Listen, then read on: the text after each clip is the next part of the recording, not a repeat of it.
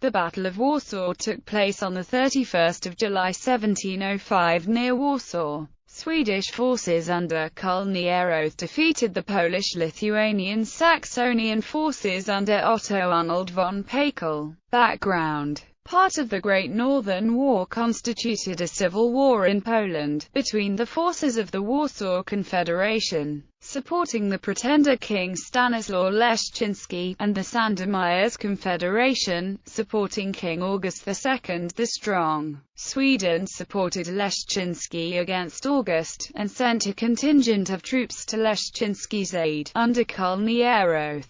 In July 1705 the Saxon commander Otto Arnold von Pakel and his allies from the Warsaw Confederation decided to take on the numerically inferior Swedish forces loyal to Leszczyński. The battle was part of the campaign plan created by Johann Pakel and Otto Arnold von Pakel to crush Charles XII's army with overwhelming odds in a gathered Allied offensive, which was to be executed in order. The Russian general Boris Sheremetyev would engage the Swedish general Adam Ludwig Leuenhaupt in Courland and there beat him to secure the march under Georg Benedict Ogilvy towards the strongly fortified Grodno. Here Ogilvy was believed able to withstand Charles long enough for the Saxon-stationed army under Johann Matthias von der Schulenburg to flank through Krakow, and subsequently engage the Swedes from behind, creating a strategic hammer and anvil strike, together with Ogilvy's frontal, Grodno, troops. At the same time, Pakel would gather a force of Saxons,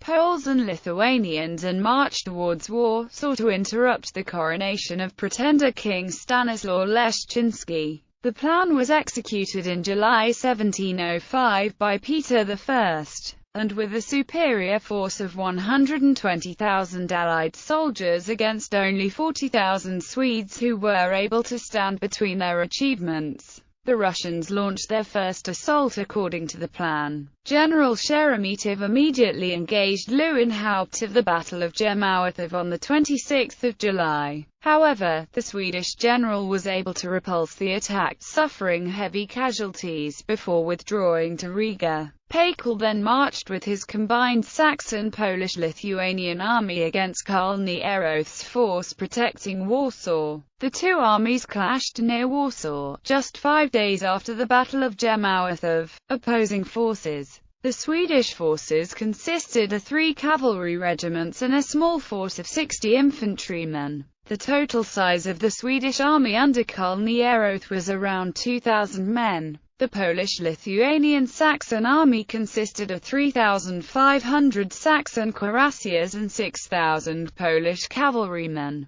Its main commander was the Saxonian general Otto Arnold von Pakel. The Polish-Lithuanian forces were led by Stanislaw Komatowski, Stanislaw Ruski, Adam Mikołaj Sieniawski, Michał Wisniałowski and Stanislaw Ernest Denhoff. Initial skirmishes: the Swedes sent out 2 reconnaissance forces of 180 men each, and a detachment of 20 men from one of them led by Bond stumbled into a unit of 500 men in the front ranks of the Polish army at dusk on 30 July. The unit was attempting to cross the Vistula River. Bond ordered a sudden charge on the unit that was crossing the river, but it failed and resulted in a massacre due to the large disparity in numbers between the two forces. Later, the remaining 160 cavalrymen in the reconnaissance force repeated the assault on 5,000 crossing Poles without success. However, some cavalrymen were able to return to alert the rest of the Swedish army. Main confrontation. On 31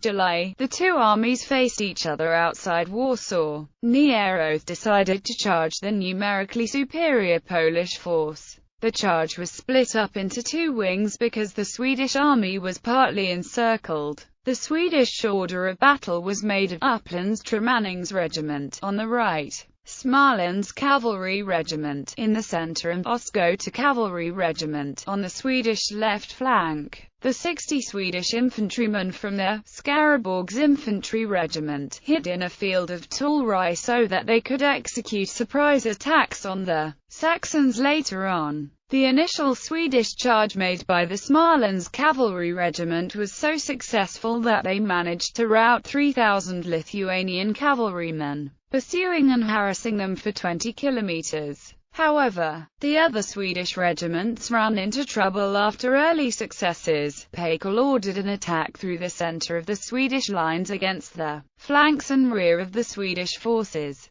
6 Saxon squadrons suddenly swung to the left through the center and charged Uppland's cavalry in the flank as they were advancing, causing disorder in the unit. The Swedish Ostkota cavalry on the left flank, however, then charged the bulk of the Saxon cavalry, attempting to sweep through the center, but were halted as the 3,000 Saxons defended themselves long enough for the Poles to regroup. The Poles rapidly executed attack-on-attack maneuvers in the flank and rear of the Swedish regiment which was engaging the Saxons to the front. Astonishingly, the heavily outnumbered Ostkota cavalry then managed to attack with such ferocity that the Saxons were forced to retreat and regroup. The Swedish Upplands regiment on the right flank had managed to repulse the Saxons attacking the flank and, together with Ostkota regiment, they now renewed the attack on the Saxons. The Swedish infantrymen who were hidden in the tall rye then also launched a surprise attack, firing on the regrouping Saxons, soon after which the Allied army was defeated.